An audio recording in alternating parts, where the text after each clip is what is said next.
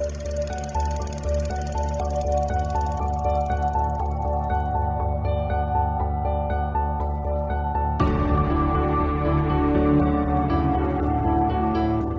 I'm Sophie, and I haven't seen a lot of movies. Hi, I'm Paul, and I'm here to help with that. And we are SP Film Viewers.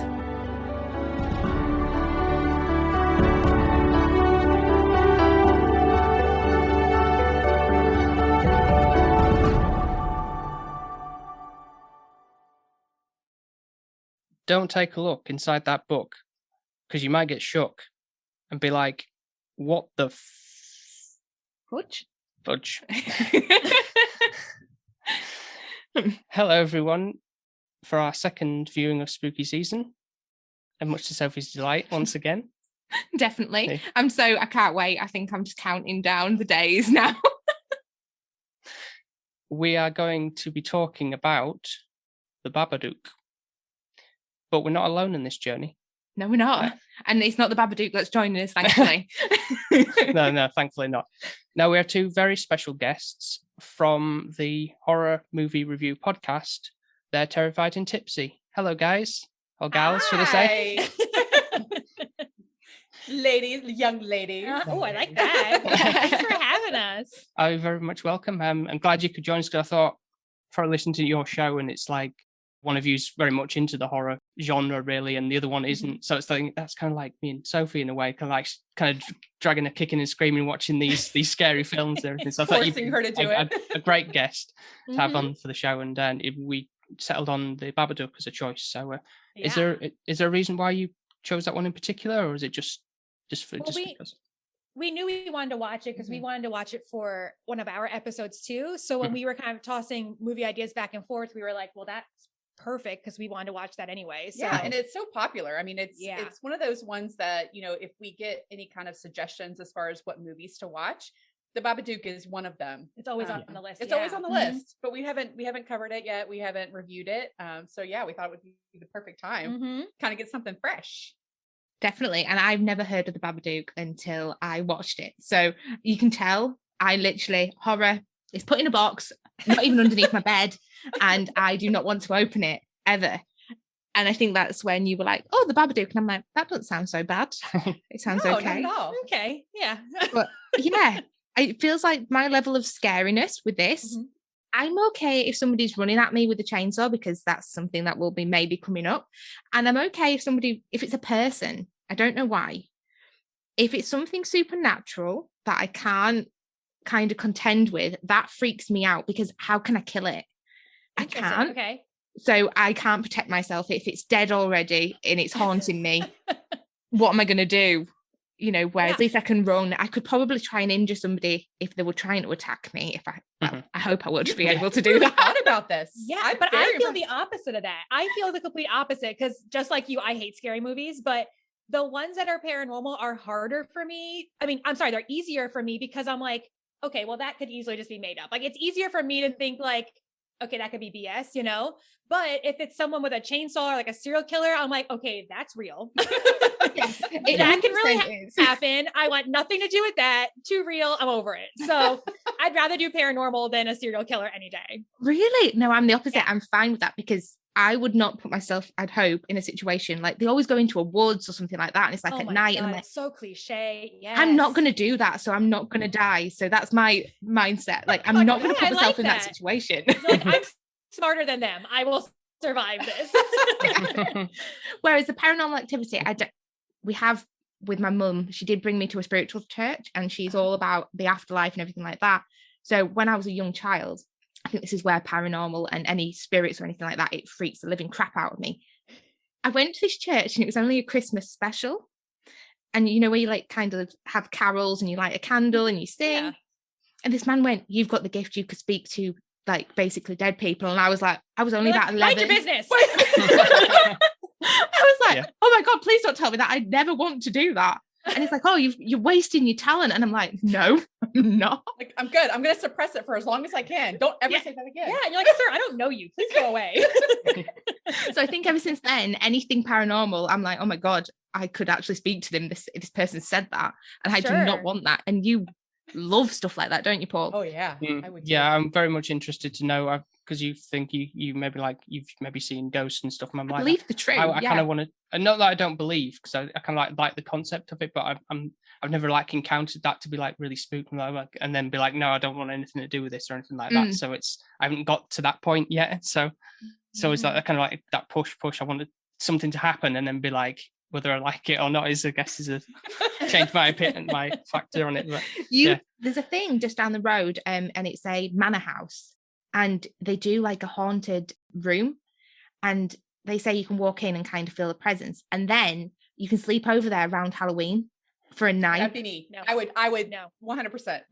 He wants to take me, and I'm like, no, because it'll latch onto me. It will. Out of anybody, it'll latch onto you. Yeah, and then I'll bring this demon spirit home with me. Like they do in the films. Yeah. And then I want to kill you. No. And you're like, this was your fault, Paul. This is your fault. Yeah. Anyway, but thankfully we are in the nicest setting of, Adelaide, Australia for this film, and it's so kind of like most of it's during the daytime, isn't it? So it's kind of like that kind of feel that kind of reprieve of not having in complete darkness all the time. It's when it gets dark that's when it goes down. Stuff goes down, and I can't handle it. I'm okay. I'm like, right, okay, nice through the day, we're fine. It's all okay, and then it's like, boom, dark, and I'm like, nope, can't handle this now. I get closer to Paul. The sun go, yeah. But I didn't really feel that you would know, apart from a little bit of a twang of an Australian accent, that actually it was an Australian kind of based film. It wouldn't really think that, would you really? I know I've been to Australia, I've been lucky enough. But I think the main lead lady doesn't sound that Australian. I agree. It took me a little bit to realize where they were. And like in the beginning, it said like production for Australia. And I was like, okay. But then I was thinking about it, like, well, I know they're not in England. Like it's got to be Australia. And then it like made sense a little bit further in. But yeah, it took me a little bit too to realize they weren't very strong, not strong in accent. No, they weren't. It was just certain phrases that they would say. But to be fair, I think the Australian accent is pretty much like our accent, but just a little bit twangier at the end. That's literally it. A couple different words that they say. Yeah, pronounced different. Yeah. I know there's like the telltale sounds because it's like they say mum. He says mum Samuel to his mum Amelia instead of mom. Yeah, it's obviously more an American term. Yeah. It really confused us. Yeah. Forgive me, Pastor. Do you either you two have kids? I don't. I do. Courtney does. I have two. Okay, so you can be a little bit more relatable to the scenario in a sense with the a screaming child who doesn't participate. There are some instances where I'm like, this is kind of bad parenting. I feel like maybe she should have taken him a long time before now when this movie was like, in a setting and have taken him for therapy or just to talk to somebody. I don't know. Or given him some boundaries or something. Yeah. Right. Do we just need to, if she hasn't talked to somebody, it's to help this child out with obviously he's got something going on and then just going at him and giving him a sedative. Yeah, I'm not okay with that either. Yeah. Yeah. That just you're just like, okay, just give him pills. It's fine. It's fine. I do think it's, for me, yet again, like, scary ghost films, anything like that, when this creepy girl comes out, that freaks me out. But the little boy in this does initially frighten me. I'm thinking he's a creepy kid. He's crazy. Yeah. I don't know what I'd do if we had a child like that. I'd be like, you have to deal with him. I'm sorry, because I'm going to literally scream and run away. And then it will resent you, and then they'll come after you or something. Something like that. Do you know if it's one of those things I do get scared thinking if we ever had a child and it does appear at the bottom of my bed at night, that I might actually whack it. Just because I'd be so scared. But also in the morning, like he was always at the end of her bed. As soon as she woke up in the morning, I'm like, he was like grabbing her neck too while he was sleeping. Yeah. Like he's very, very much attacked. Grinding his teeth. Yeah. He freaked me out. Any scary movie that has kids in it, it's always so much creepier because Yes, because kids are always more susceptible to anything spiritual anyway in these movies. And they just say such creepy stuff throughout all of these movies. Samuel completely involved in that too. He just said weird stuff the entire movie. I'm like, can someone get him to stop? He's just creeping me out. Yeah. And even when he was just screaming, I'm like, I don't like it. No.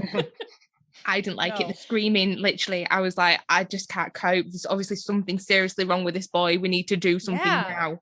But I think the trauma behind it as well, the thought of, I can't even imagine how that would feel when you're kind of pregnant, you're ready to go and give birth and have your family, and then to lose your partner halfway through that. There's going to be a little bit of resentment towards that child. Yeah, that's the strong theme of it. Yeah. Because obviously it's like, well, if I hadn't have had you, and normally it's kind of the mother might be in that situation instead, so she might actually pass away giving birth, and then the dad's left alone. That's more the common theme, whereas obviously the dad's died driving her to the hospital. So I can't even imagine how the mum must feel in all of that. Throughout the movie, it was very obvious until like toward the end of the movie that she didn't really want or know how to deal with Samuel at all. And she like chose to just kind of keep a distance between the two of them. But yeah, I just, the whole time watching it, between their dynamic of just like him having just constant temper tantrums and screaming and just kicking things, and her just being like kind of choosing to ignore him. It was like so uncomfortable to watch. That was the first time watching the film. It was kind of had that feeling of like, I didn't quite latch onto it. I kind of like felt for her in a sense, because it's like that would be so annoying. Just like shut up. I've got to deal with everything. I've got to cook, clean, go to work, take you to school, and all that kind of stuff. I'm doing this all by myself, and you can tell from her performance, like it's so draining for her. You just see it in her eyes of very defeated, for sure. And it was just like, oh, it's just horrible to go through that, and then you've got this entity that's kind of come a part of your life, and it's Speaking of which, can we talk about this for a second? Yeah. Like, because he seemed to have had some kind of, like, I felt like he was preparing for a monster that was not existing yet. And so, like, had he prior to the movie starting, because it seemed like he was like preparing for a monster. Did he know that this monster was coming? I just looked at it as he was knowing he could get attention from her, because every routine, I mean, who knows, but every routine, it seemed like they would check under the bed, they would check the armoire, and then he'd end up in her bed, and they would go to sleep in the same bed. And then the next day it was the same routine. So I took it as like his way of almost like manipulating the situation, of knowing that he doesn't have to sleep by himself in his own room. Yeah. But he could have been very much kind of spiritual or something. Yeah. I thought it was weird that he knew in a lot of detail how his father died at 6 years old. I thought that was weird. That he was like, oh yeah, my dad died in a car accident on the way to the hospital. My mom was giving birth with me. I'm like, why does he know all these details? Like, it seemed like too much for a 6-year-old to know. Right. I don't think anybody should have told him that. But hey, no. You kind of heavy. I know you shouldn't, but you kind of should sugarcoat it a little bit. I would say, probably say, I wouldn't even have said that it was on his birthday. I probably would have not told him that, just so that it wouldn't be so hard on him knowing it was his fault. Because having that at such a young age, he's going to cling to that and know his dad died on his birthday. It's like, right. That's a burden for a kid to have. Yeah. But her mother is like, kind of like, because of the fact she doesn't celebrate his birthday, Samuel's birthday, on that day, because it's just a horrible reminder that my partner has died because of you, and it's just a horrible stigma that's kind of looming over her, and that's what it kind of plays out of throughout the film. It's kind of this dark entity of like regret, and but you could change the child's birthday by a day, and he wouldn't know any wiser. You know, he's 6 years old. If you tell him his birthday is on that day, he's not going to know. And then she could mourn the day before and get herself together. I know it's hard, obviously. I'm saying it like I know what she's going through. Like, clearly I don't. You're like, girl, get it together. But I just think the little boy, for me, he's the scariest part. Actual Babadook himself, I don't know. I'm not too scared of the Babadook. It's more when the possession side comes to things. That's when that gets to me. And I really don't know if the boy knew about Babadook, like you're saying, beforehand or not. Was he actually already in his wardrobe? I don't think, because he could have picked up the book as if like he just found it on the shelf and then they start reading it, and it's like, does the boy Who put the book there, Paul? How did the book get there? How did it get there? Mm. How So long he has it must been have come there? out of the wardrobe to put it there. And then why were they targeted? Yeah. Wrong place, wrong time. I mean, who knows? I mean, I don't know. I'm wondering if it's there are because some it's holes that we rebellious. would like to have answers. Right. I agree with you. The Babadook himself, like when he would show up on screen, I didn't find him to be that scary of a creature, because we've watched a lot of movies where like the monster itself is so uncomfortable to look at. Yeah. He was definitely not easy on the eyes. Like you're like, I don't want to look at this thing at very long, but it wasn't like scary. It was just kind of uncomfortable. Kind of like a shadow man. Yeah. But the things that were like happening, or the noises it would make, or like its voice, or like you were saying, the possession, like that stuff was creepy. Him himself physically, not as much. No, definitely not. But I don't know if you had read any like scary books when you were younger or anything, or anything that stuck out to you as like something that was really terrified you or anything like that. But there was a book I remember from school. I can't for the life of me remember what it was called, or I tried to like do Google search before, but it had very similar vibes of this like child who was like in a room and this like shadowy figure like creeping across the room. Yeah, obviously the shadows cast across. And Your mum kind of didn't like, read this to you, did no, she? it was just something in the school library or something, but I can't remember what it was called. Well, but I feel like the librarian should be punished for giving children books like Is this that. Zoom interview a way for us to help you walk through this? Blink twice if you need help. Yeah, we can do like a little mini therapy if you need. Neither of us are trained, but we are happy to talk through it with you. That sounds scary. No, my mum's never read anything like that to me. I would probably, I don't know why they carry on with the book, to be fair. Like, literally, the first couple of pages, and she's like, oh, should we stop? And he's like, no, carry on. It's like, well, clearly we know where this is going to go. He's going to get frightened. Of course. So as a parent, wouldn't you just go, no, close sorry, the book. We're not reading it. Yeah. No. And then I'm getting rid of the book. Uh-huh. Yeah. Then it comes back. Well, but whatever. It wasn't going anywhere. Yeah, but doesn't it creep you out, the thought of it coming back? Like she burns the book and tries to get rid of it. I know. And it still comes back, and it's like, is that real? I don't know. No. My brain goes quite vivid, so in my head that could possibly happen. Like, and it was creepy that all the pages were like glued back together. Right. She ripped up all those pages and threw it out, and then it came back to her doorstep, all put back together like nothing happened, and then more pages added to it. That was creepy. as well. No, thank you. I knew that was going to come back. Oh, I for knew as soon as sure. she went out there and she threw it in the trash and she ripped out the pages. Yeah. That book was going to come back For sure. somehow. Mhm. Yeah. I didn't. And I had a expect feeling the because when I added first pages. went through it, there was a bunch of blank pages at the end. So I had a feeling that the story was going to evolve and more pages would be added to it somehow. But for some reason, the like thought of somebody like tactfully putting all this stuff back together and like leaving it at your door is super creepy to me. I don't like it. I don't like it. And it's like, who is it? Like, is this actually Babadook that's putting the book together, or has he got somebody else? No, it's obviously Like the a film is little making minion. it seem Glue the pages. making it seem that way, but I think it's really just a case of the fact that it's that because she's so denial of like Sam and these stories that he keeps making up, and it's like getting rid of like no more talk of this Babadook character, throw it away, get rid of it, and we no more talk about it. But then it comes back because it's still this grievance that she's got in her head. The grief is the monster that's going on in the head, so this is like keeps preying on her mind, and so it's coming back together in the pieces. Like you can't escape the past unless you face your fears, type of thing. So you're kind of saying to me it's her fault in a way. Yeah, it's all in her. It's all in her head. I think, really, that it's is for because sure. Always the woman's fault. It's always the woman's so fault. she's so sleep deprived and everything like that, and it's just like everything's just when she get no support from her sister. She's very much like, oh, I've got my own like nice house and everything. You know, the fact that her walls, the walls are like white and everything like that, and her house, Amelia's house, is kind of like these blue grey tones and everything. I hate the color of the house. It freaks me out. It's dark and it's dreary, and I don't like it either. They've thought of it really cleverly, haven't they, to say like the people who've done the interior of the house, they've done it brilliant, because it's like you've got your dark scary corners. Even the stairs, I don't know why they freaked me out with the archway going up, and they were noisy too. Like everything was creaky in that house, which made it worse. Now I do have to say that in a lot of scary movies that the walls are like always dirty, like not necessarily the color, but they're just dirty. They're like wallpapered usually. Yeah, and they're Yeah. like kind of torn and stuff.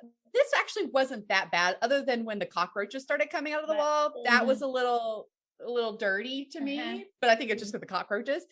But I think the walls themselves, yes, they were like obviously a darker color, but they weren't dirty, which I was impressed actually. And they had like all these intentional like lights off, or Yeah. like dim lights, flickering lights. Like I don't like any of it.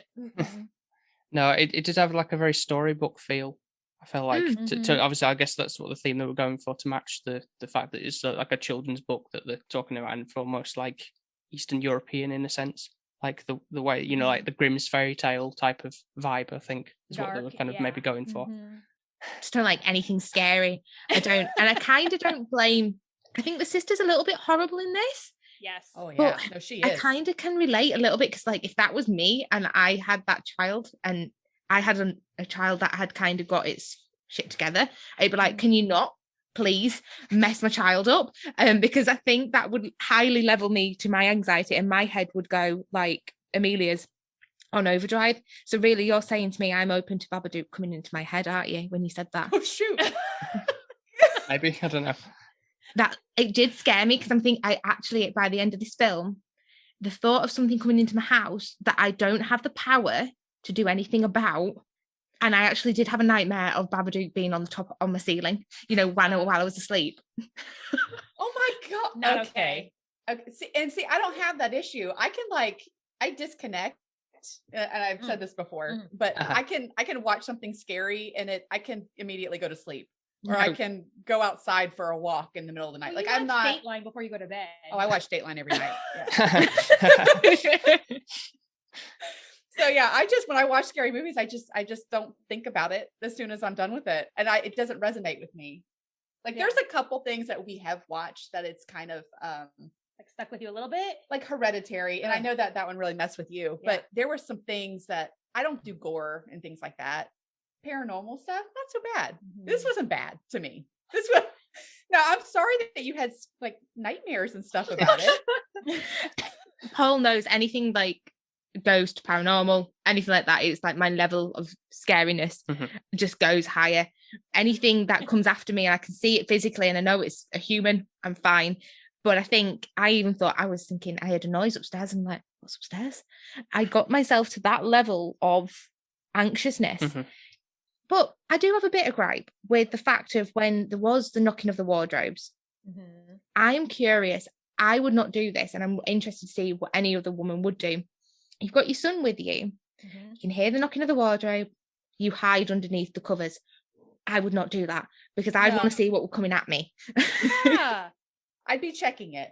Yeah. Because I would think, and this could just be her trauma too, but because you would think as a mother, your first instinct would be to protect the kid that's laying right next to you, like your son that's asleep. But her first instinct was like, nope, this isn't happening. Pure denial, hide under my blankets. Yeah. And it's like, well, now everybody's vulnerable, instead of just facing it and trying to figure out how to get you and your son out of that situation. Yeah. And there was a lot of noises too. It's not even just on the wardrobe. I mean, it was like out in the hall. Yeah. And I'm like, don't cover yourself up. Go check it out. You've got to like protect your house. But that's how she deals with everything. Like it's a perfect example of like how she's dealt with her life the last 6 years with her husband dying. It's like pure denial, hiding. Yeah. It'll just go away. I'll just deal with it later. Yeah. And actually, her son is a stronger character, because he actually really wants to protect his mother. Well, that's why he's got all the contraptions and everything. Yeah. And he really doesn't want anything to happen to her. And for a 6-year-old to be so protective over its mum is an amazing thing to have, really. But I think he's a bit scarred, because obviously when you're 6 years old, your father wouldn't normally have passed away. No. Just from like an accident. That's it, right. Yeah. And she probably hasn't been in the right state of mind since it happened. So he probably does automatically want to protect her, because she's just not in that mental state of, being the adultness in the room. Correct. Yeah. She's got a lot of baggage. Yeah, for sure. And it's just kind of like sad to see that the fact that he loves his mum so much, like a child does, but she doesn't really love him back, because, and that's kind of a sad situation for him as well, because he really feels for him. Like he's just wanting to just, that relationship where it's just not there at the beginning anyway. No, it's not. No. And I think he actually in the end, the way that it kind of goes towards it, I'm more root for Sam, and I'm surprised because initially I'm thinking this child is so annoying. Oh my gosh. Do something. Lock it. I was like, lock him up. No, I'm just kidding. But yeah, I just felt like he needed, it was like a cry for help, basically, when he was screaming every single time. And I'm like, this kid is like, needs some serious help. But yeah, at the end, like he was very setting up booby traps and Right. everything. Yeah. protecting his mom. Mhm. Yeah. He like knew too much. He knew too much. And it really bothered me during the movie with how he's making all of these weapons. And I'm like, why is this 6-year-old allowed to near these tools that he can make these contraptions to hurt anything? And anytime he would like bring them to school and he got in trouble for it. And I'm like, Yes. okay, so we're not going to keep him out of the basement where he can make weapons still. No, just keep letting him go down there, I guess. Yeah, just leave that key hung. Yeah. And just let him take it off. Yeah, let him wear that weird slingshot backpack. Don't do anything about it. Like it drove me crazy the whole movie. I'm like, he's creating weapons and you're just like, whatever. He's 6. Like, no, that's not normal. I love how as well she takes him out of school. So it's like instead of the school kind of saying, I'm sorry, we can't kind of have your child any longer in our school, she's saying there's something wrong with him and you meant to be helping him. And it's like, well, wait a minute. You haven't been doing anything about that until it got to this point. And it's like, so really, you're not helping your son at all. Mhm. I think she just wants him to be normal. You see, she says that. Why can't you just be Yeah. normal? Like, Yeah. And just be naturally that way. Yeah. Yes. No, work what is involved. normal? Everybody Right. has their own normal. It's Yes. It's true. the glass in the food. That was the bit where I actually didn't know if the boy did that or not. I know. I was that there too. freaked I'm me out like, too. oh, did he do it? Because he was mad at her at that Yeah. time. So I'm like, yeah, could he have done that? And he's like, no, the Babadook did it. I'm like, did he? Did he do it? I don't know. But it was also weird for me that the mom just, I mean, okay, what parent is going to like drink any of their weird milk looking soup and have like glass chunks in it? And your kid, only person in your house is like, I didn't do it. And it's like, she just pretended it didn't happen and was like, oh, go watch a DVD while I make something else for dinner. And I'm like, that's not the right response at all. Because No. even if you don't believe in the Babadook, it would have had to have been your son that did it if it wasn't a haunting in your house. Which is a real problem. Right. But your response is like, problem. oh, I'll make something else for you to try to hurt me with. Like, I didn't understand it. No, I'd have thought if that was me, it'd be like, okay, if that's the way you're going to treat our food, you're not having any now. Go to your room 100%. and go to bed. And then you can wake up hungry in the morning. If you decide to put glass in my food again, you're just not going to eat. I mean, like, literally. Exactly. She's like, nope, I'll make something else. I'm like, wow, lady. I don't know if I would live in the house with him. It'd be hard. I don't know. I don't know what I would do in that situation. I don't know. Ooh. It's a hard one. I feel like I'd be letting you deal with him because I would just flip my lid. Okay.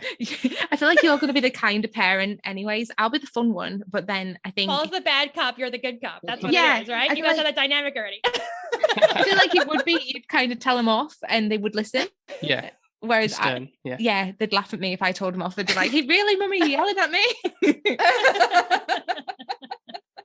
There was the other thing with the magic as well. Obviously, that's kind of like his yeah. escapism, isn't it? Really, with doing the magic tricks and stuff. Mm-hmm. It's almost like he's kind of like, I want to like make everything all right, like magic everything away, and everything's going to be okay, mum, type of thing. That's what kind of maybe is what I was going for, but it's It ended up being creepy. He Yeah. ended up Yeah, being it did a bit, creepy yeah. kid doing magic. Yeah. Yeah. Creepy kid doing magic in the basement. Yeah. Yeah. Uh-huh. I thought that too. Like, I love how your brain went to, "Oh, everything's going to be okay," and I'm thinking, what kind of sick, sinister thing is this child going to magic out now? And Right. like summoning something. you know? yeah, or like the fact that when he does like kind of the coins and stuff like that, it's like, oh, well, what kind of thing is it going to be? Instead of like, is it going to be like a spider? I don't know. Oh right, you're making Yeah. instead of like spiders. innocent stuff, you think it's going to be more twisted. Yeah, right. because I feel like that's the way that his kind of storyline is going initially. I can see. Well, it's maybe hard that- to not think that way because if he was the quote unquote normal kid and he's doing magic, like we would have never thought anything weird of it. We're like, cool, he's into magic, he's got a hobby, cool, good for him. But the fact that of his character, like throughout the entire movie, well, toward the end, he was this like we didn't know what he was up to. So Yeah. the fact that he's doing magic just makes us think more suspicious of what he could possibly be trying to hide. Because I'm like, what's gonna happen when he throws these like firecrackers? Like, what's gonna happen? I don't know. It added more of an element of discomfort not knowing where he was going next. When he threw that firecracker at her feet when they were out on the driveway, I would have snatched that kid up. Yeah, no, I mean, like, no, you don't do that. No. No. She's like, where'd you get that? Oh, I bought on the internet. Okay, no more internet. And I'm like, what? What? No more internet. That's not a thing. No, it's not. Because I didn't see him once on the internet or any kind of like she would have to electronic buy device. it for him on the internet. Right. That is so true. Yeah. And how did he get them anyways? Because it's like, well, unless she's got access, is it like one of those things where you're on like a tablet or something nowadays and you've got your mum's bank details in it or something? Right. It's already saved on it or something. She would have had to have bought it for him. It was 2014. She bought it for him. Oh yeah, she did. Oh yeah, she absolutely. Yeah. Mm-hmm. Mhm. And then also when they were coming back, was that the same time that those cockroaches were on her in the car? Was that the same time? Was I that think different so, time? yeah, one of the instances, yeah, because it was kind When of like she's another driving meltdown. and like the bugs were on her. Oh no, I think that was when the Babadook was behind her. I think that was another scene. Another driving scene? Another Ugh. driving scene. It was towards the end. Oh, when she saw it in the rear view mirror. yeah. Yeah. Oh, I Yeah. didn't Yeah. like it. But just, I always have this like fear that, especially since we live in Florida, because there's all types of bugs down here. But I always have this fear that I'm going to be like in my car and there's going to be like a spider on my dashboard or something. And it just, the thought of it freaks me out. So the fact that she was driving and there's like a dozen cockroaches on her lap while she's driving, my nightmare. No way, not okay. And then she sees this weird like thing that's haunting her in the rearview mirror. No, none of it was okay. Well, she did freak out and she did crash. So Yeah, it was definitely the rational thing to do instead of just stopping the car. Don't put your foot on the brake at all. no, just keep driving. Swerve until you hit Swerving. something. Right. But I think what as well freaked me out was it was daytime when this was happening. Yeah. You're not safe anytime then. That's what I was. No. I mean, yeah, by Yeah. that. So that really, because I was just getting used to the beats of, oh, okay, it goes dark, the Babadook kind of is coming out a little bit. Mhm. Light time was safe. And then it was like, okay, no, we're not. No place is safe now in this movie. And Mhm. my anxiety levels go up when I'm watching it going. Okay. I'm normally okay. I feel like halfway, like an hour through. Mhm. And then it's like, Mhm. okay, half an hour. That's when kind of the nitty gritty is all going the to stuff come. happens. Yeah. Yep. Mhm. So I'll be sitting fine. And then I kind of do check the clock and think, oh, how long have we been watching this for? I do too. When's really the do. ending? Mhm. And when do I need to be scared? And I talk myself through it because I'll be like an hour in and I'll be like, oh, there's only 30 minutes. Okay, I've already done an hour. You can do 30 more minutes. It's fine. You've already done the majority of it. Yeah, You but can the do hard 30 stuff more. is usually at the end of the movie. I know, but then it always moves faster. Oh, So the that's last true. 30 minutes always feels like Yeah. it goes a little bit quicker than the first hour does because Yeah. things are happening. So I'm like, you can Yeah, do it. yeah. Sophie. You can do it. Oh my god. It's a whole mental game. You don't get it. I don't get it because I'm just like, oh, okay, there's a Babadook in my back seat. It's fine. I feel like you're trying to make me sound like the crazy one, but you're making me sound like the normal one and you sound like Why the am crazy I one. the crazy one? Because you're making it seem like you have no feelings. Sometimes. You're like, my house is haunted. Whatever. I Guess I'll go to bed. definitely go to a haunted house and No. stay. I'm uninterested. We're gonna go one time. I'm gonna take her. No. If we go to the one, then you and Paul can go. And so you can have Yes. some wine or something. That sounds fine. amazing. I mean, it's fine. Perfect. That's cool. You guys can tell us about it and we'll just hang out in a safe place that's not haunted. Yeah. During the day. During the Lots day, of of course. lights During the on. day. Of course, during the day. Right. Yeah. Don't like it when it gets What dark. are we, monsters? No way. We're so alike. It's amazing how this kind of has worked. You're right, Paul. You've got kind of the two different sides of horror. Yeah. I don't know how Mhm. you watch horror all the time. I don't know how you do it. It's I commendable. do. I Oh. love crime shows, scary movies. Yeah, I think maybe I am crazy. I think you are. Very brave. I can only hang on for like a month and then I'm counting down to Christmas and it's like, right, it's my turn now to kind of lay on the films. That's a There good you dynamic. go. There you Mhm. go. Can we go towards the ending yet? Yeah, I think Can we? Look at her. She's like, I want to go. I want to go to the Can we end. go to the ending? So, right, where do I? Now, I have different ways of the way I thought this movie was going to end. So the Mhm. way it did end, I was quite surprised, actually. Me too. Yeah. I I would did not agree. I did not expect the Babadook to become a house pet. And I don't know What why was that's that? what's happening. What? Are we just going to keep the Babadook, the invisible Babadook, Yeah. in The so, basement? Like yeah. why? Okay, one, why is it even there? Like, why did it retreat to the basement? Like, did it always live in the basement and then it just came out and attacked? Like, did it always live there? And then like, why is it now still in the basement and they're okay with it being there? Because they added a crap ton of locks to that door. Like before she went down there to feed it all the earthworms, which was also weird, which we'll definitely circle back to. But they showed the door and there were locks like all across the top and part on the side. Like, okay, we'll live in the same house as it, but we'll just add a crap ton of locks to the door. I don't. I think. I think that's just kind of like, right, I've kind of like accepted the past. Let's just hide, but let's keep it down there in the basement out of the way. And then, because you said like, we'll deal with it when you're older type of thing. It's kind of like, we'll have this talk about what happened to your dad. Because obviously he kind of all his stuff was down there too. Right. Yeah. So I think that's kind of like that. So it's keeping him alive, you know, like how people do when like honoring people's memories. So it's kind of like feeding him, the dad, the obviously ghost dad or whatever you want to class him as, the Babadook. Incarnated, basically. So is that what you're thinking it is? Yeah. So you think Babadook is his dad? In a way, yeah. So did he? Okay. Oh no! So do you think that his dad, like had some kind of intuition of some sort, and he was always like a bad entity? I'm almost wondering, off of what Paul's saying, because I think that's really interesting. I'm almost wondering if a different family lived in that house, whatever baggage or trauma they have, the Babadook would maybe take form of that then. Yeah. Because for them, their trauma is the fact that she lost her husband. Okay. So when she keeps seeing her husband right before the Babadook shows up, like for them, that's the past they're trying to get rid of. So maybe if it was a different family with something else, maybe the Babadook would have taken potentially, that yeah. Maybe. That's an interesting. That's interesting. Way to go. I like that. Yeah, I always try to do a spin on things rather than just seeing it as it is kind of thing. Like it's just a monster, but I think there's a bit more to. I think that's what the director's probably going for, really, kind of like going a bit deeper with the grief. I like it too. That's really interesting. So really, well done. Did you write this movie? You're thinking that the Babadook will cling on to anything that's like kind of negative or bad in his like life. a bad energy, yeah. And that kind of is obviously the father passing away. Yeah, that's why it's kind of like she sees him later on, and then it's like, oh, like bring me the boy or whatever he says, kind of like something like Insidious or something. So I have a question then. Why do they keep him?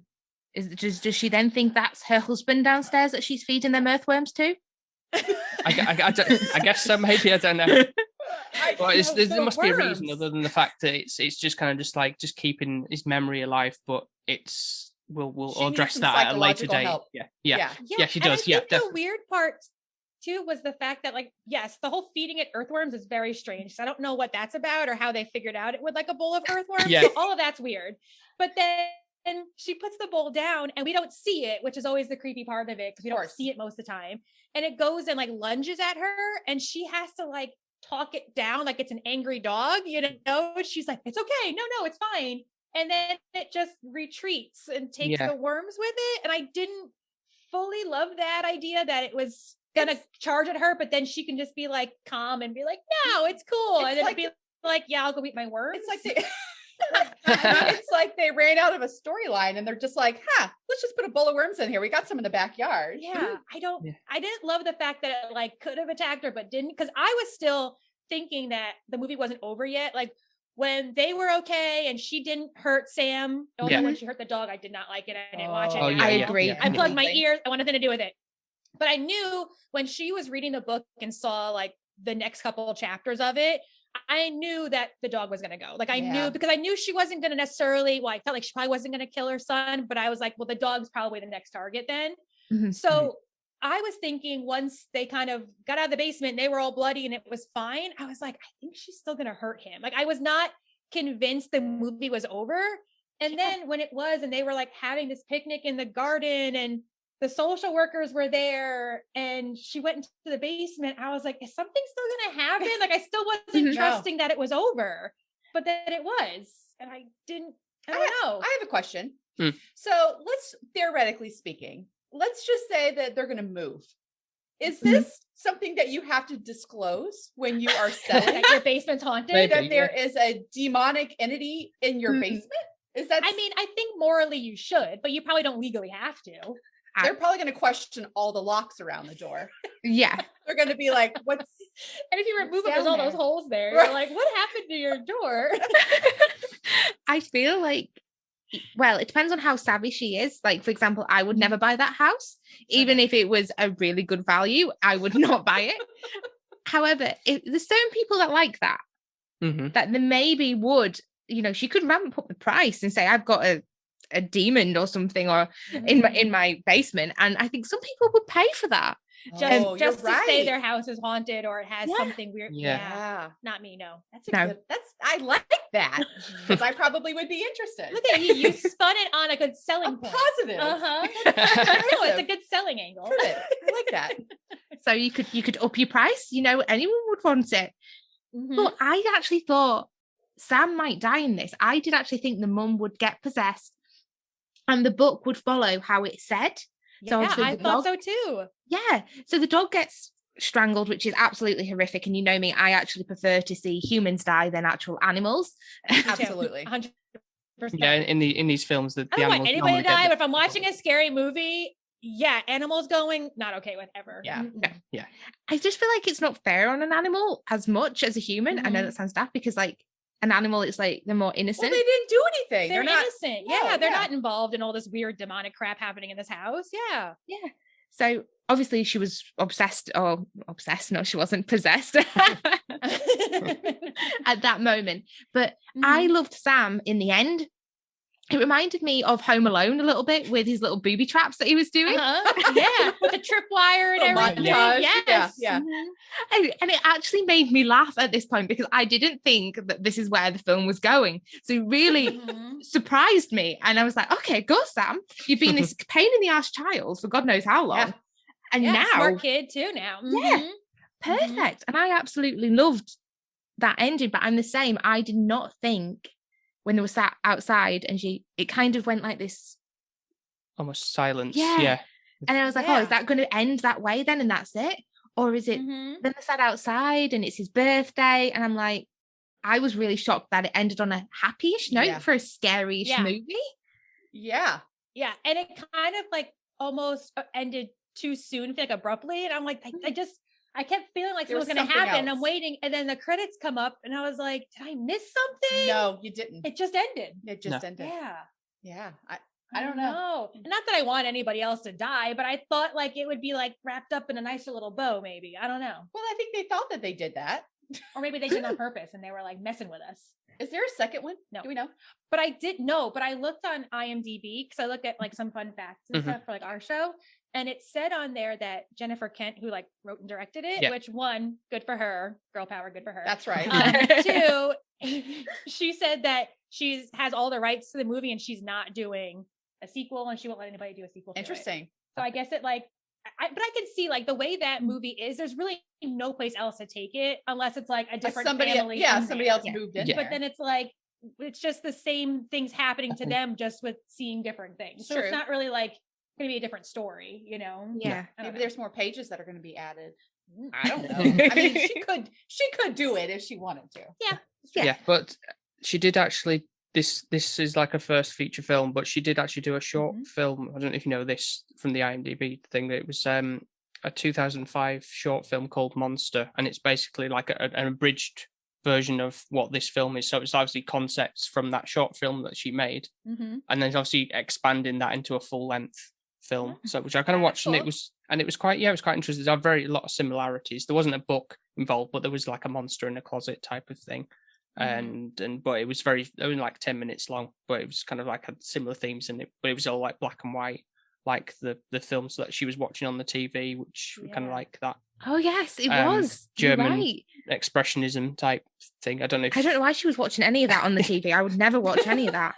No, it was all creepy and weird. I want nothing to do with it. I just think that maybe it's because she had not slept. Like I feel like it was days that she didn't sleep. Yeah. So maybe she was it was delirious. late at it was late at night, and then all of this stuff just started, weird late night TV. Right.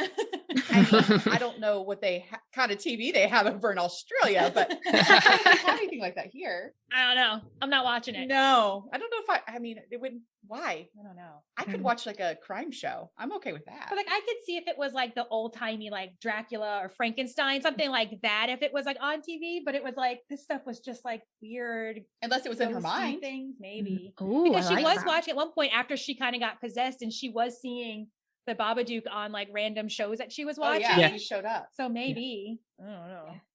Who knows? Yes, that's right. That We'll might never be a know. thing. Maybe. I think if I was that sleep deprived, I wouldn't be a nice person. I know that. I'm one of those, you need to fuel me food and then I need my sleep. I get hangry or cranky. Yeah, I We can might be the vouch for same that. person. Whereas you can last on quite little sleep and you are still, well, I'm more of a night owl anyway. yeah, you are. And I don't like waking up in the morning. So like, oh, yeah, it's never enough sleep. No matter what time I go to bed, it's never enough sleep. And I'm the early bird. Yeah, I can. definitely an early I'm bird. fine with being getting up early. I can do that, and you're like just laying there like a sloth. She's not judging you at all. Like, not at all. Not at all. That's so funny. Do you have any other lovely things that you've been researching that you want to tell us before we go to scoring? Because he does loads of research, and I just come up and tell everybody what I've just watched. And say There's what no I judgment to that at both all. are valuable. Right. I just feel so bad because he does all the hard work, and then I just go, oh well, I think this and I think this, and then you come out with a really good showstopper, didn't you? Yeah. I try. But, I think it's kind of just kind of going through other bits. The only thing that was kind of me personally found interesting was there was a couple of things more towards the back end. I think when she was chasing Sam around the house upstairs and everything, it kind of reminded me of The Shining a little bit. Almost like the knocking the door, and she kind of says like little pig, or when he goes little pigs, let me in type thing. And Goodness, that you love The Shining, don't so you? that is like my favorite horror film, and currently my favorite film of all time at the back. Wow. So. What? That's a bold statement. Uh-huh. Okay. It's a good movie for sure. Yeah. No, it's good. Mhm. The actors are good too. It didn't scare me as much. It was more like a mental trick in game, so I was okay with that. And I guess it kind of is similar with Babadook a little bit because it is all in your head. Yeah. So I understand that now. Thank you, Paul. Yes, I did really enjoy this one, but I think we'll go to scorings now, unless you guys got anything else to add in. No, we're good to score. Yeah. Yeah. So we can't wait to score. This is so exciting. So we'll let you go first with your scoring. So either Stephanie or Courtney, go first. You had a score ready. What did you Oh, I have? did. I'm gonna give it a strong 5. I know. What? I know. Here's my reason. I thought you were going to go much higher than that. No, I didn't enjoy it at all. But I didn't want to come out of the gate saying that. I wish you would have. I am blindsided. Sorry, I didn't mean to blindside you. It was a strong 5. That's not strong at all. Well, That's mediocre. well, I said strong. Okay, what's your reason? I'm ready. Okay. Okay. Well, you and I have had conversations before. I don't do paranormal. It doesn't do anything for me. There was one paranormal movie that I did like. I can't remember what it was. Maybe The Conjuring. Oh, I think it was The Conjuring. I'm okay with that. I just did not find that this movie, it was very predictable for me. And I felt like I knew what was going to happen. Now, there were a couple instances where I didn't know, and I was kind of not shocked, but I was just like, oh, okay. But it was just kind of like a regular Tuesday night movie. I don't know. It wasn't anything earth-shattering for me.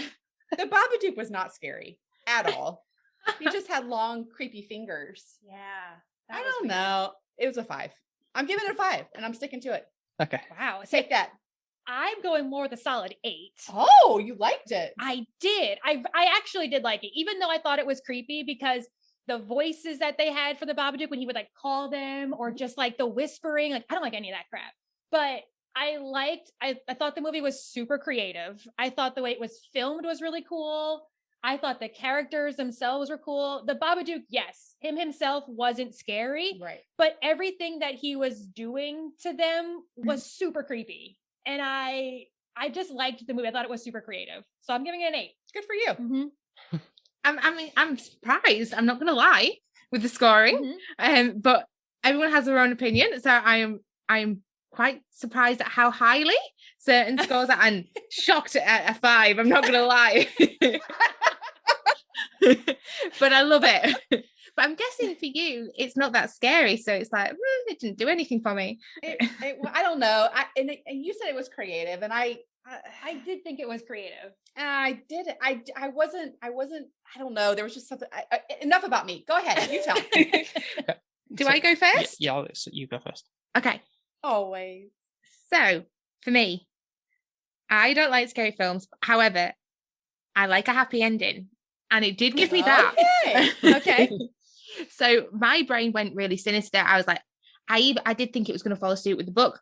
The dog was going to go with the boy, and then she was going to kill herself. The end.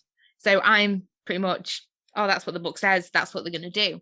So credit to the film for not doing that and making it a little bit more creative. It was not the way that I thought it was going to end. I really valued Sam becoming not a pain in the bottom and doing the whole kind of Home Alone scene of, I'll make my mum fall down the steps. I'm going to whack her with a cricket ball in the head and then tie her up in the basement. Like, what 6-year-old does that? Yep. So it did have fun elements, which I didn't think I would laugh. Yeah.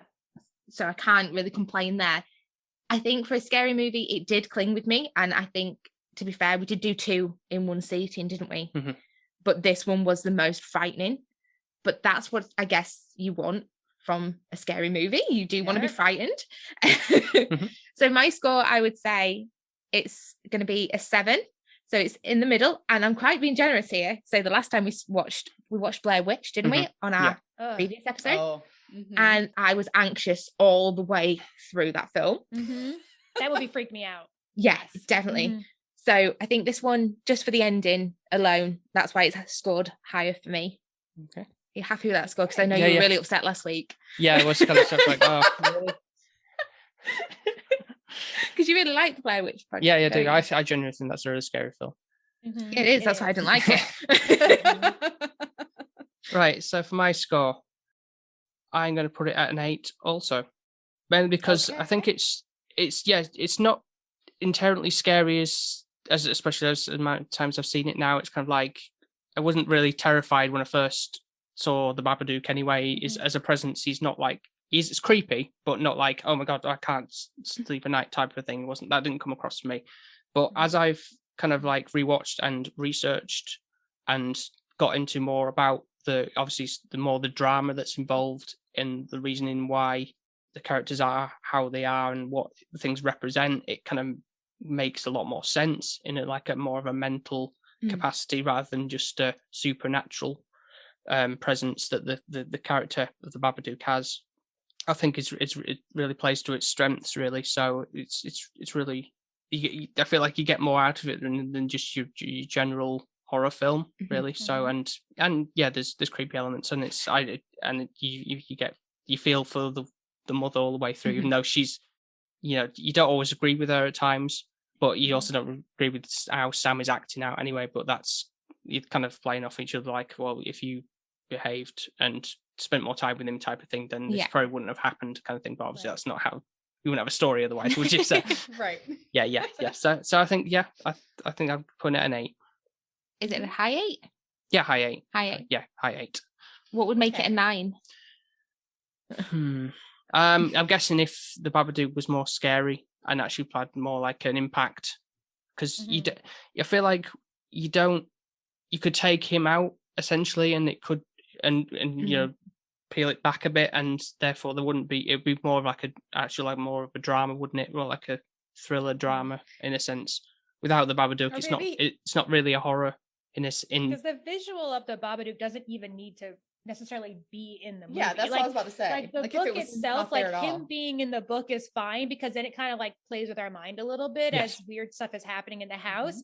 But they didn't really need to like see anything for it to be just as creepy. You know, we don't need to see something in her kitchen or at the neighbor's house or anything like that. It could have held on its own without seeing anything. I agree.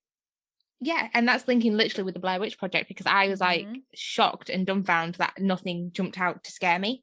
And I was like, literally, I've wasted all this energy thinking I was going to be frightened. And I could see things in the trees. My imagination was really going.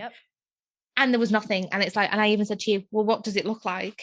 I don't what know. is it? But that's what makes it creepier, because that's when we watched the Blair Witch 2, Yeah. that's exactly what I said, was that the fact that you don't see anything, it just lets your mind kind of get the best of you, because you're just putting it together in your head as almost to what to you is creepy, or what to me is creepy. And that's what's causing all that psychological stuff while watching the movie is we don't see anything. And it's creepy. It's so creepy.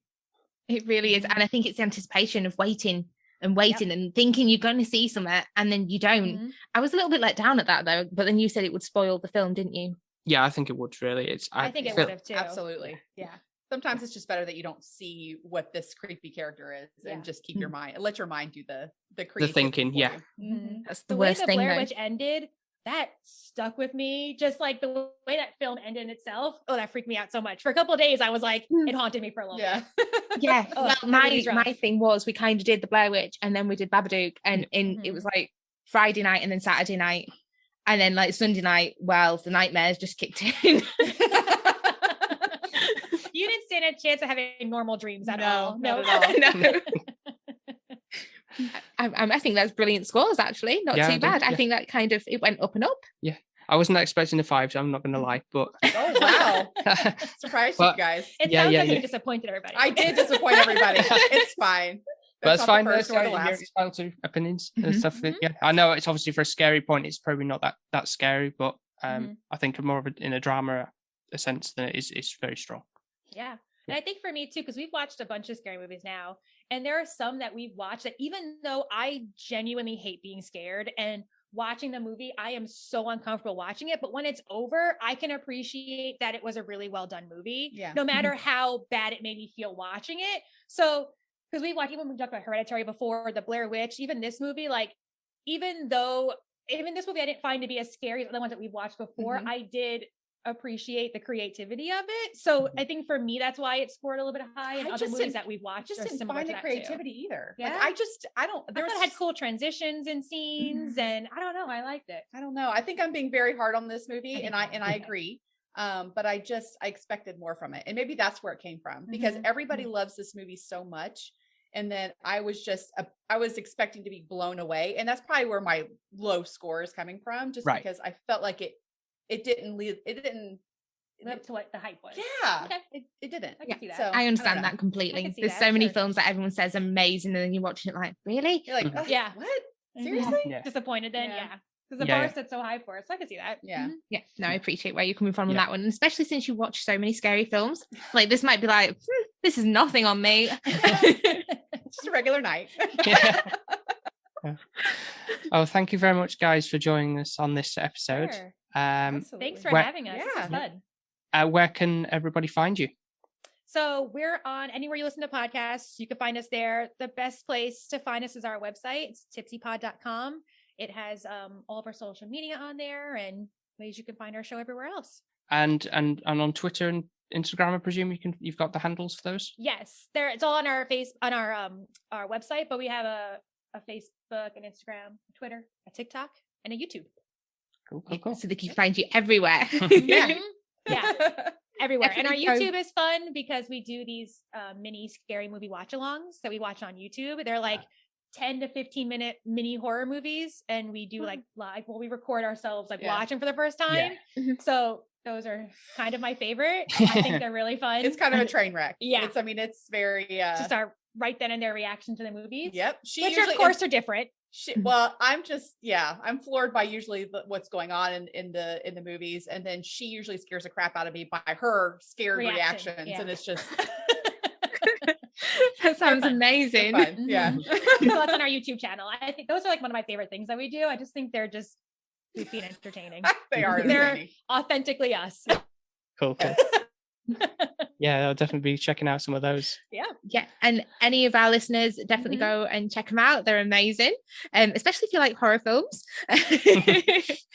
And thank you so much for being part of this episode. I've actually enjoyed Babadook. I don't know if you brought it out of me a little bit, and hopefully I can get to a point of where scary films do not faze me. I'll whittle it down. Yeah. Gotta start off little. Yeah, one scary movie at a time. Baby steps. Exactly right. So as always, be sure to check out all our other episodes over on Apple Podcasts, Spotify, Podbean, and wherever else you might get your podcasts from. And of course, you can find us over on social media, on Instagram and Twitter under the handle SP_filmviewers. And also, if you would be so kind as to leave a 5-star review on Apple Podcasts or Podchaser or wherever else they do the podcast reviews, that really helps the algorithm and, gets us seen out there by more people and everything, more listenership. Exactly that. And thank you so much. We did actually have some lovely reviews this week and they meant the world to us. So it shows that people are listening, they're enjoying this content. Gives you a little bit of a boost, doesn't it, to think, yeah, actually, what we are doing, we're not just in a void somewhere where people are not listening. So, in the sea of podcasts, yeah. Yeah, exactly that. So thank you so much for all your lovely comments. They never get unread. They always mean the world to us. Definitely do. So I hope you really enjoyed the episode of Babadook. I know I really did, and I'm pretty sure there's a few laughs in there.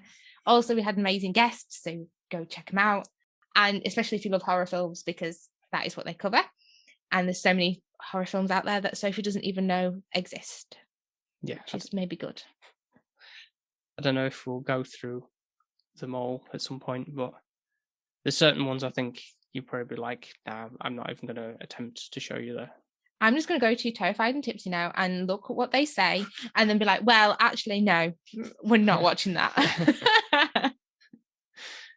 All right. So thank you very much, guys, for listening. And we will speak to you next time. We'll speak to you next time. Bye.